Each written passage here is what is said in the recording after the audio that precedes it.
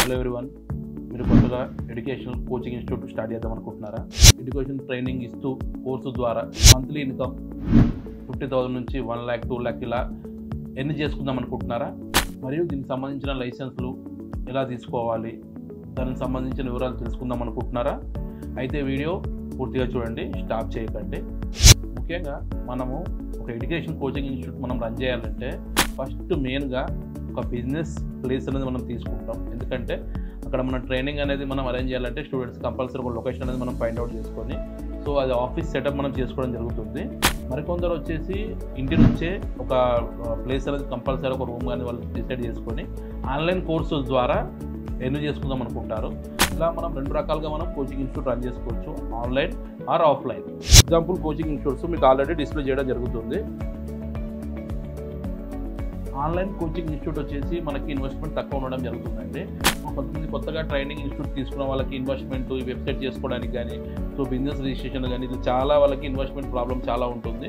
So next ఇట్లా premises తీసుకోవాలన్నా కూడా చాలా ఇబ్బందిలో ఉంటారు.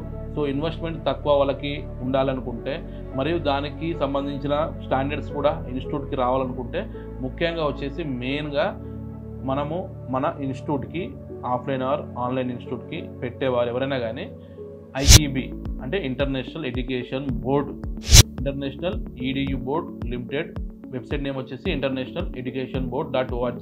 సో ఇది వచ్చేసి మనకి ఇంటర్నేషనల్ స్టాండర్డ్స్ మెయింటైన్ చేసే ఇన్స్టిట్యూట్స్కి అక్రెడిటేషన్ అనే సర్టిఫికేషన్ అనేది ఇన్స్టిట్యూట్కి ఇవ్వడం జరుగుతుంది.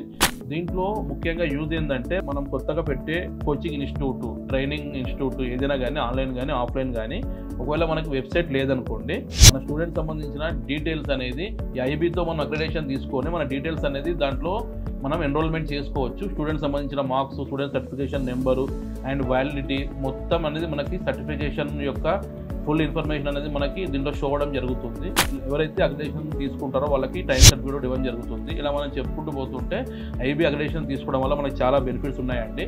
సో ఆల్ ఓవర్ వరల్డ్ మనకి IEB అక్రెడిటేషన్ తీసుకునే ఇన్స్టిట్యూట్లో మనం కోర్స్ తీసుకుంటే స్టూడెంట్ కూడా యూజ్ ఉంటుంది. నెక్స్ట్ జాబ్ రాని కూడా ఈజీ ఉంటుంది. నెక్స్ట్ వచ్చేసి ఈ స్టూడెంట్ ఎన్రోల్మెంట్స్ ప్రాసెస్లో ఎలా ఉంటుందంటే అక్రెడిటేషన్ తీసుకున్న వాళ్ళు మాత్రమే స్టూడెంట్ ఎన్రోల్మెంట్ చేయడానికి వస్తుంది.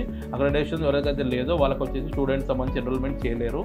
IEB అక్రెడిటేషన్ తీసుకున్న ఇన్స్టిట్యూట్కి వచ్చేసి వాళ్ళకి బ్రాండింగ్ వాల్యూ ఉంటుంది. నెక్స్ట్ వచ్చేసి డిమాండ్ ఎక్కువ ఉంటుంది. నెక్స్ట్ స్టూడెంట్ సంబంధించి ఎన్రోల్మెంట్ కూడా ఎక్కువ ఉంటుంది. అండ్ నెక్స్ట్ వచ్చేసి ప్రైస్ కూడా ఎక్కువ ఉంటుంది IEB అక్రెడిటేషన్ ఇన్స్టిట్యూట్లో కోర్స్ వచ్చేసి.